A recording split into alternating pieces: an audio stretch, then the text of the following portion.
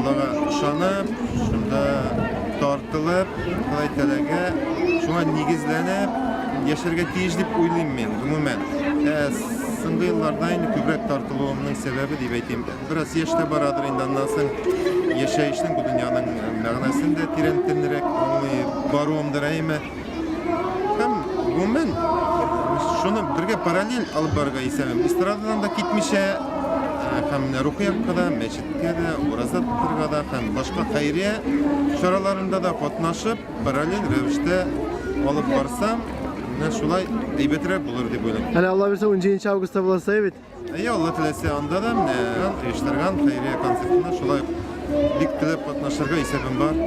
Менә татарларга хасмы шушындай хәйриячелек һәм милли дини эшләрне алар бергә алып барырга тиешләрме? Бик хас әйбер дип уйлыйм мин аны.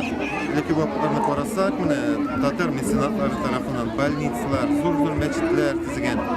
Хәзер менә аңа без әкренләп кенә кайта башладык. Бу инде без үзебезнең катнашуыбыз белән дә берничә җыр-җырлап, анда кичкенә генә садакалар биреп, булдырылган кадәр зур эшләр эшлибез дип уйламыйм мин, ләкин менә шушы чараларыбыз белән халыкны шуңа омтылышын арттырсак, яшьләребезнең менә эшмәкәрләрнең, татар егетләренең, татар байларының менә уйларын шунда таба әзрәк кенә тартсак, тарту эшендә шул өлешемне кертсәм, бик зур нәрсә дип уйлыйм.